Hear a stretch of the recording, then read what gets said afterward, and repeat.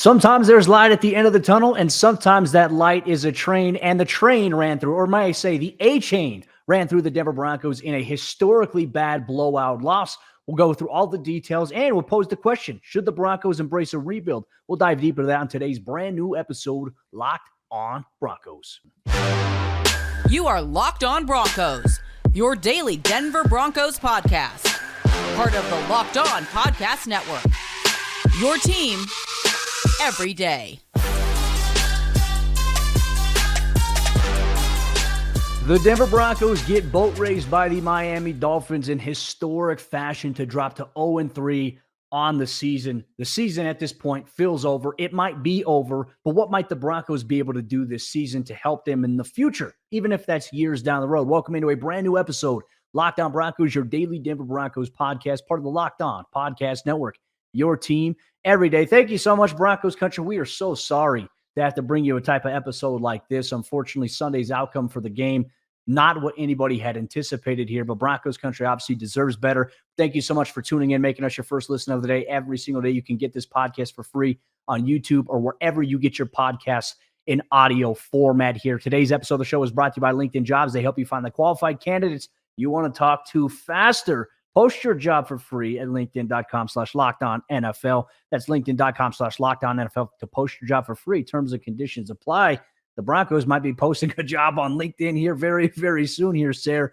Obviously, I don't know if I have words for it outside of the fact that I just kept watching that game on Sunday and just obviously being on social media, being on Twitter, and just watching how the game is going, watching the effort or lack thereof, so to speak. I felt so bad for Broncos fans, man. Like, this is a team that, buys into hope every single year. And a part of us, we sell hope a little bit here on the show. And there's been reasons we've had hope in the past to share anyways here. But Sunday's game was a complete, like, if you had a balloon full of hope, pop right there. That's what Tua Tagovailoa and the Miami Dolphins did to the Denver Broncos. I mean, Sayre, I don't even know if we can even summarize it in one word. Embarrassing, I don't even think summarizes it enough. This was the worst football game I think I've ever seen in the modern era of NFL history. I think it is for me too, Cody. Look, I had a lot of snarky people on my Twitter timeline that I saw throughout the week as I'm observing from afar, asking the question sarcastically, what difference is it going to make if Justin Simmons doesn't play in this game? And I think we saw the difference that it made in this game. Maybe still would have allowed a lot of points, but my goodness, I think that was a brutal outing for, not to single him out right away at the top of the show, but for Delarian Turner-Yell, not a very good game, or for anybody on the Denver Broncos defense for that matter, Cody. And let's take a look at some of these numbers here. 726 yards from the Miami Dolphins offense, an NFL record. 70 points allowed by the Denver Broncos defense, which is a modern football record. The all-time record, of course, is 72 points, and the Dolphins had a chance to get 73 there at the end, and they sat on the ball, took a turnover on downs instead. So really nice gesture there of Mike McDaniel to at least not do that. But man, it was 10.2 yards per play for the Dolphins, and it felt way worse, didn't it? I mean, from the very opening kickoff, the Dolphins just gashing the Broncos on the ground with Tyreek. When the game started the way that it did, Cody, with the Dolphins and Tyreek Hill getting that 50-plus yard touchdown catch and run, you kind of just saw the writing on the wall there, and a lot of people had seen it coming. Jalen Waddle did not even play in this game, folks. Okay, so it was just a complete and utter drubbing. Not only did Jalen Waddle not play, but River Craycraft, who has become a very key component of that Dolphins offense, he went down relatively early with a shoulder injury. So they're already down Jalen Waddle. Then they're down River Craycraft. It did not matter. The Miami Dolphins, they punted one time, which was with their second team offense out there. And look, it was as bad as I've ever seen. And a lot of folks, Cody, debating this on Twitter, which was worse, this game or that Rams debacle last year on Christmas. This game is way worse. Yeah, there's no debate. This game is way worse because of all the different things that have been said over the course of the offseason, things that Sean Payton said, like last year was the worst display of coaching he'd ever seen. Look, I mean, I'm not saying he's Nathaniel Hackett by any means. Sean Payton is a Hall of Fame coach, but this is the most embarrassing loss that I can recall as a Denver Broncos fan. And unfortunately, we've talked like that on this show a number of times. Unfortunately, this has been the theme here for this Denver team, allowing new records, allowing anytime we say, can it get any worse? It somehow finds a way to get worse here. You talk about them allowing 726 yards, Sayre. I mean, the previous record, I think, was held by the LA Rams back in 1951, right? You haven't seen this happen in recent modern NFL history. So this was just an utterly embarrassing display. There were no visible adjustments by Vance Joseph and the defense. And I think at this point, too, like, let's take a look at the numbers. You mentioned, obviously, all the first downs, all the yards per play here. The Broncos, they allowed 350 rush yards on the ground, Sayre. Like, that right there is inexcusable. Anything over 125, in my opinion, is inexcusable. And then 376 through the air. Tua Tagovailoa's first incomplete pass came in the third quarter of this game. He would end up finishing 23 of 26 for 309. Pretty perfect on the day there. And then you have Michael White coming in, the backup here to Tua, and he went 2 of 2 for 67 and a touchdown. I mean, they just ran all over. And we mentioned A-Chain. I mean, he ran all through the Broncos defense, 18 carries, 203 yards, 2 touchdowns here. Raheem Mostert had 82 yards and 3 touchdowns on the ground. This was the most embarrassing performance I've ever seen in a professional football game, Sayre. I mean, to be honest with you, and it sucks that it comes on the fortune of us having to talk about a team that we cover here, but it doesn't get any worse than this at this point. So it now begs the question here, Sayre. The Broncos must make a change at this point, right? At least at defensive coordinator, because this type of performance and allowing 35 points last week to the Commanders, who obviously got blown out by the Buffalo Bills this week, that is unbelievable. I mean, no words for it. I asked Broncos Country to summarize it, and they had told me, a bunch of they pieced together. I said, reply about this game. Tell me your thoughts about this game in one word. They put it all together and said, fire Vance Joseph right now is just one word there. And it was just, look, I understand. Like, I never want to be the person to call for a guy's job, but I just don't see how you can allow this type of performance to happen. And granted, he's not on the field making the plays, but he's making the calls. He's putting these players in a position. Denver's going to drop to bottom rank. They're going to drop 32nd in a lot of major categories after this performance. This is unacceptable. And I don't think you can allow this to continue here, Sayre. No, you really can't, Cody. I completely agree with you. And I think everyone that's listening is going to agree with that. And of course, we try to keep things civil on the show, understanding that Vance Joseph is a human being. So, but we understand the business side of it as well. Like, look, you have to make a change. There's no doubt about it.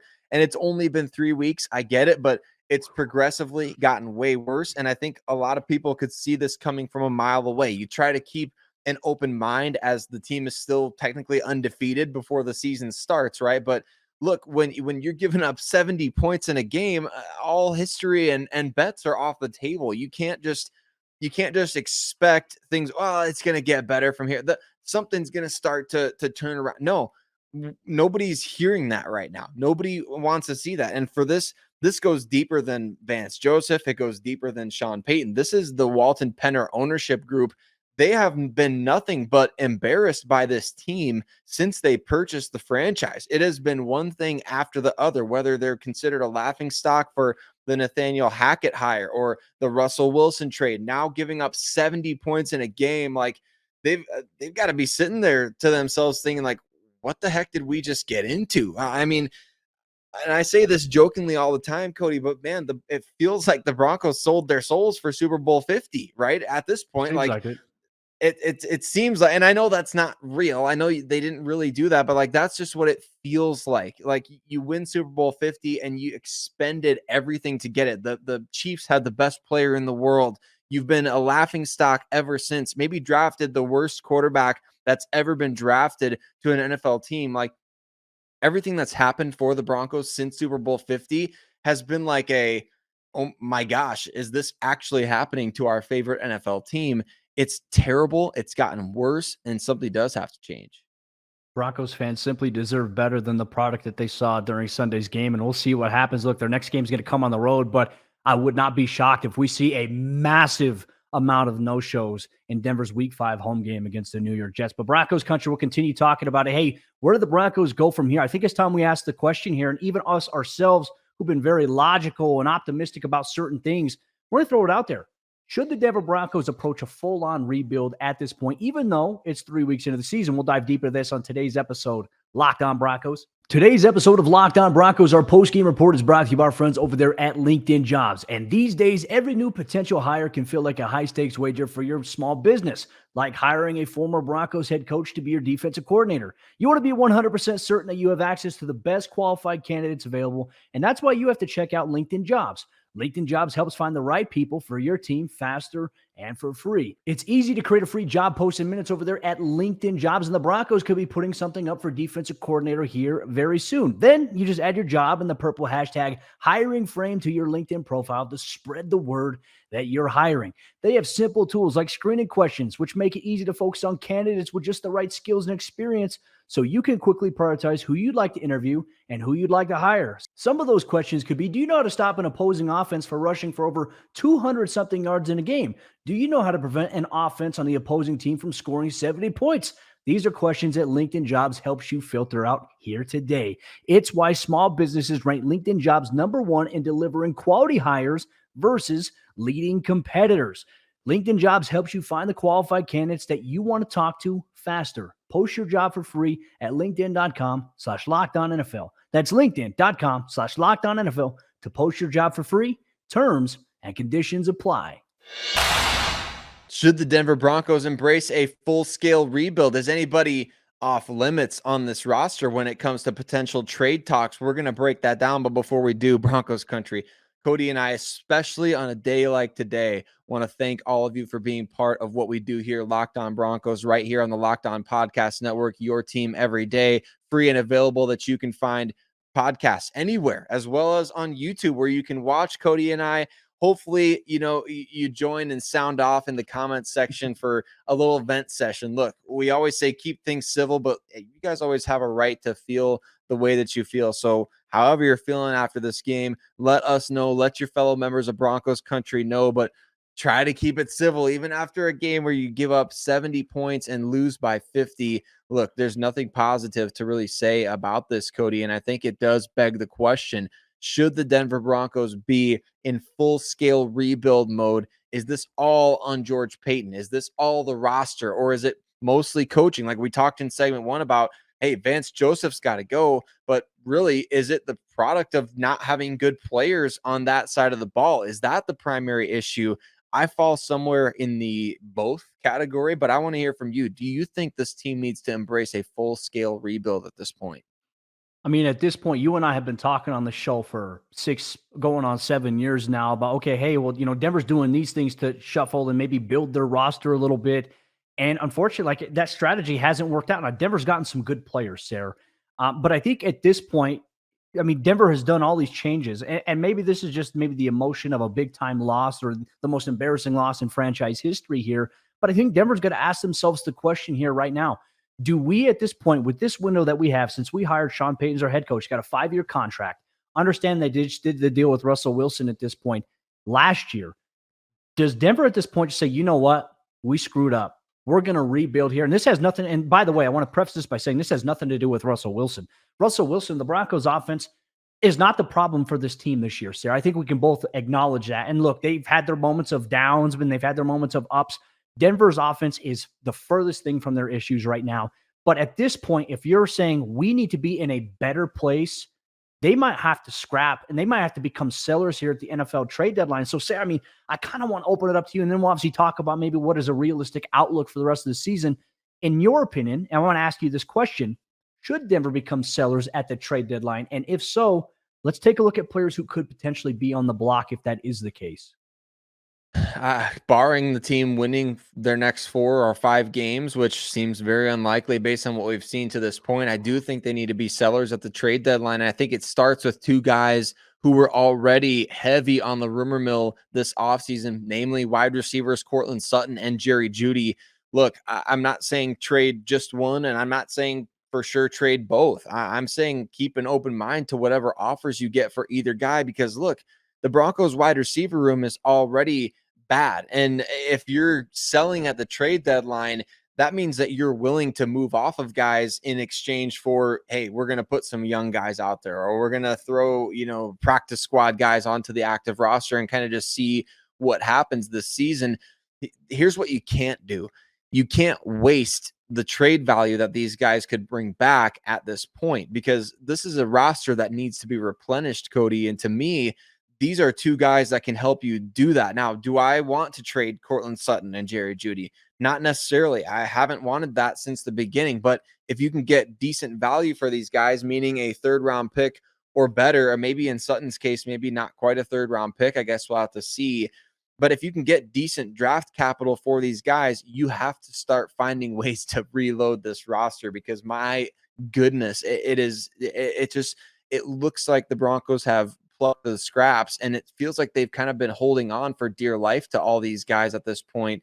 But I think you trade one or both of those guys for sure if you become a seller at the deadline.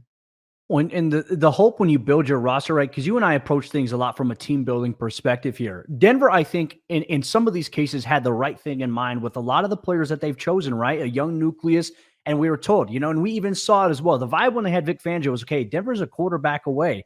I wonder how much would change if Vic was still here. I'm not sure. I have no idea. I'm not going to go back and try to revisit that. But it's crazy to see how year over year things have now changed here for the Denver Broncos, from being a quarterback away to being a head coach away, from now just having depth or having quality players that are going to go out there and make plays for you.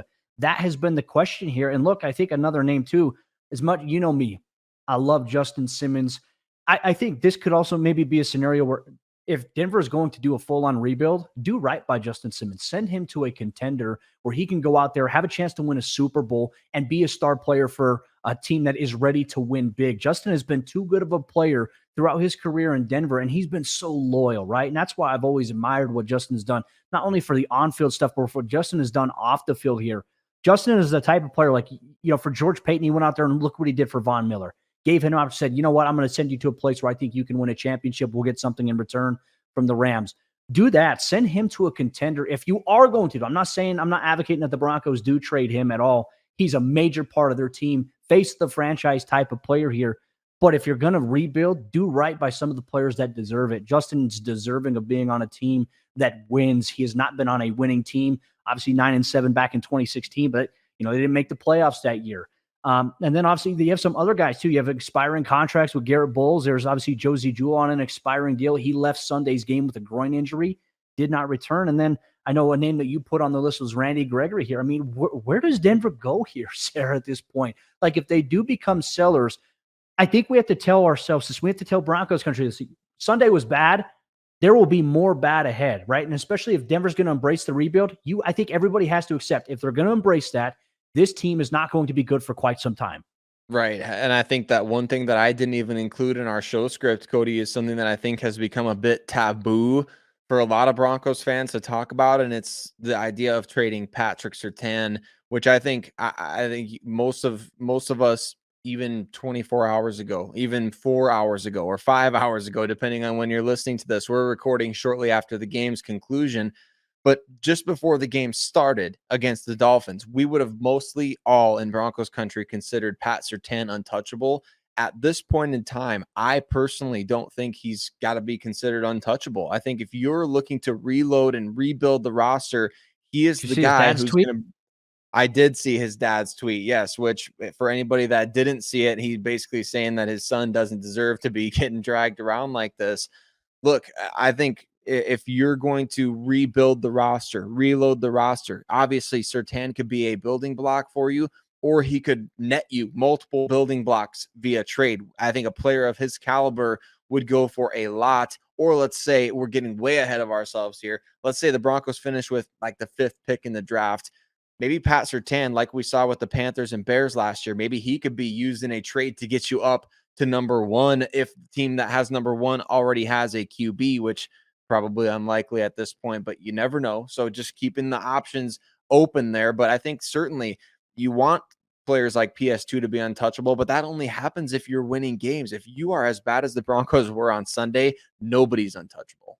Well, one thing we are going to continue on this conversation is whether or not the Broncos are going to embrace a rebuild, and who are some players that, if they do that, are building blocks, players that maybe you keep and that you build around. You're going to get that on today's episode Locked On Broncos. Today's episode of Locked On Broncos, our post-game report, is brought to you by our friends over there at DoorDash. Do you love the convenience of getting what you want right to your door? With DoorDash grocery delivery, you can stock up for the week or order last-minute cravings conveniently, all from the touch of your palm in an app here today. You've trusted DoorDash to deliver your restaurant favorites, and now you can get grocery delivery that actually delivers too. With thousands of grocery stores to choose from, you'll find the best in your neighborhood and boost your local economy with each and every order. You'll get exactly what you ordered, or we'll make it right. So sit back and enjoy quality groceries just like you picked them yourself.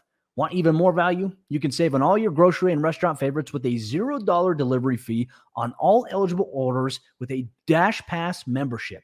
With easy substitutions right in the app and best-in-class customer support, DoorDash delivers groceries exactly how you want it. Get 50% off your first DoorDash order up to a $20 value when you use code LOCKEDONNFL at checkout. That's all one word, LOCKEDONNFL at checkout. Limited time offer. Terms apply. That's 50% off up to $20. No minimum subtotal and zero delivery fees on your first order when you download the DoorDash app in the App Store and you enter code LOCKEDONNFL. Don't forget that's code LOCKEDONNFL for 50% off your first order with DoorDash.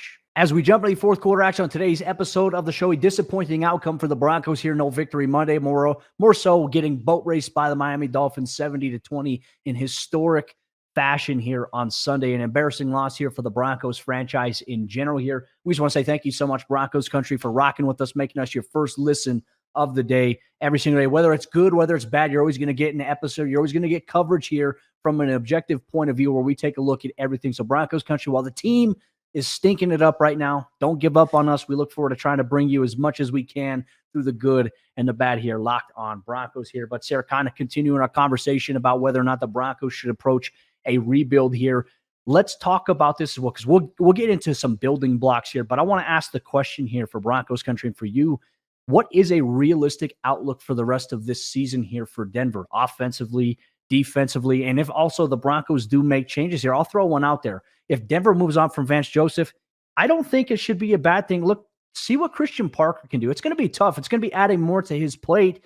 But Christian Parker should at least get a shot to call the defense here in the interim if Denver does move on from Vance Joseph. Do you agree with me? And then also, what are some of your stances?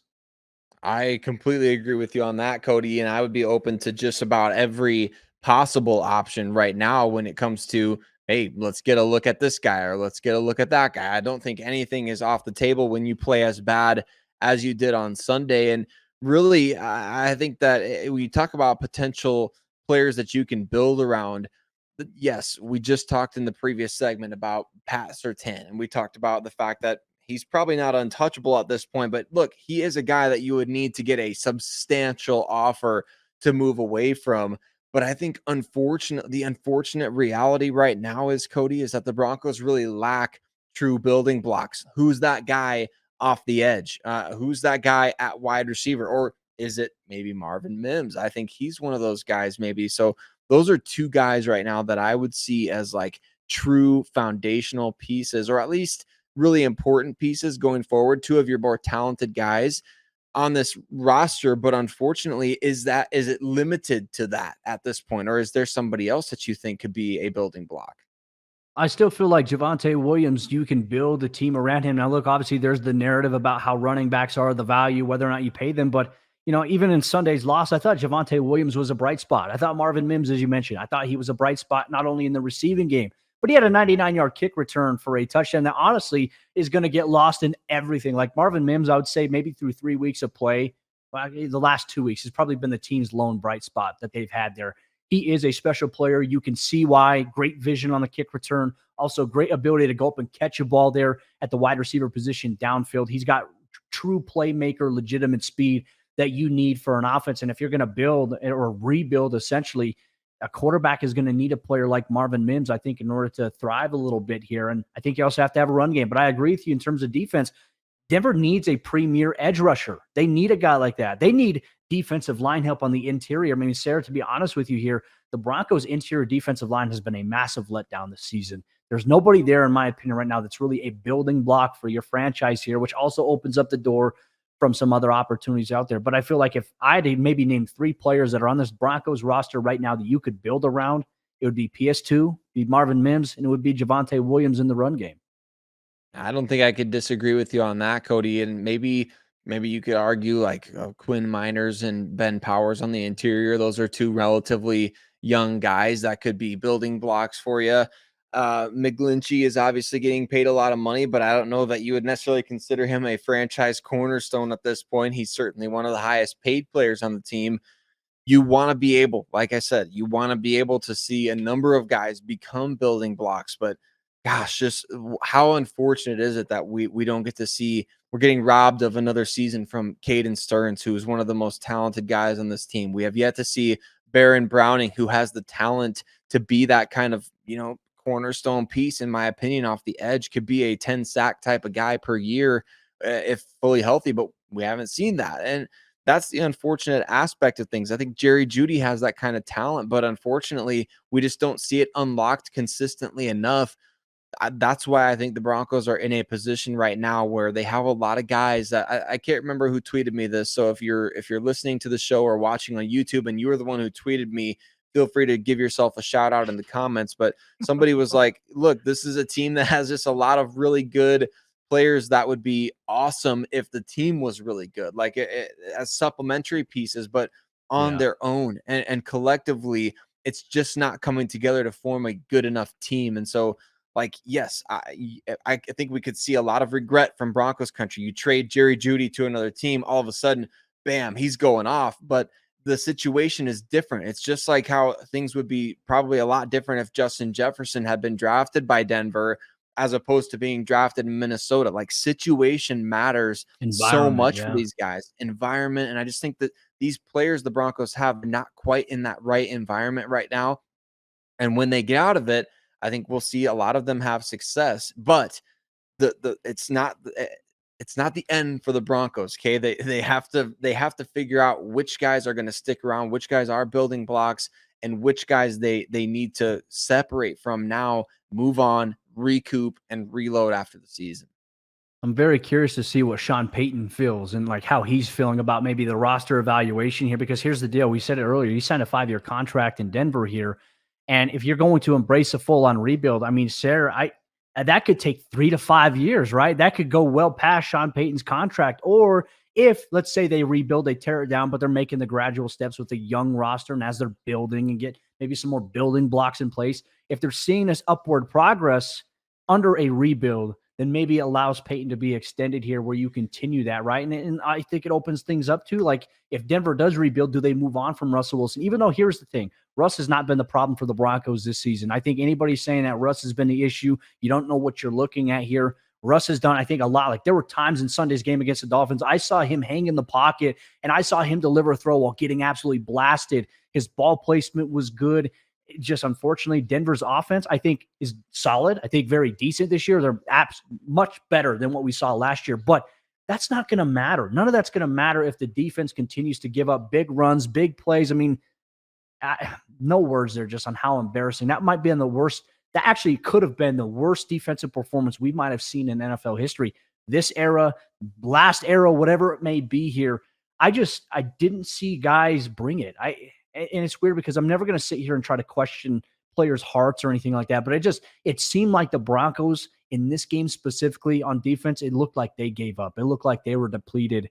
And it's just tough. It's tough because I talk to these guys. I get to know these guys, Sayre, and these guys compete their tails off. But this was just a game where it's like, hey, you might have a moment here where you're questioning, how bad do you want to do this? And I think this was one of those games where a lot of guys are going to have to do some soul searching here. And we'll see if the Broncos do make a change of defensive coordinator. If that's the case there, can't get any worse, right? I mean, I feel like I'm scared to say that. I'm scared to ask that question because anytime we say it, it does happen here. But I also thought about it as well. We were talking about Christian Parker. Let's say that the Broncos moved on from Vance Joseph and they promoted Christian Parker. I think you put Joe Vitt, obviously a guy who's been around the NFL for quite some time. You have Joe Vitt help him out in a big way, the way that you had Dom Capers helping out Ejiro Evero last season. I think Christian Parker's a bright mind. Obviously, he's very well regarded in NFL circles, and this is your chance to maybe see, because he is going to preserve that Evero defense that we saw, the Fangio defense. He's been part of that. Obviously, it's the same exact thing we're seeing now from Joseph, but the way it's being called is entirely different than what we saw last year. So a lot of questions that I have here in Broncos country.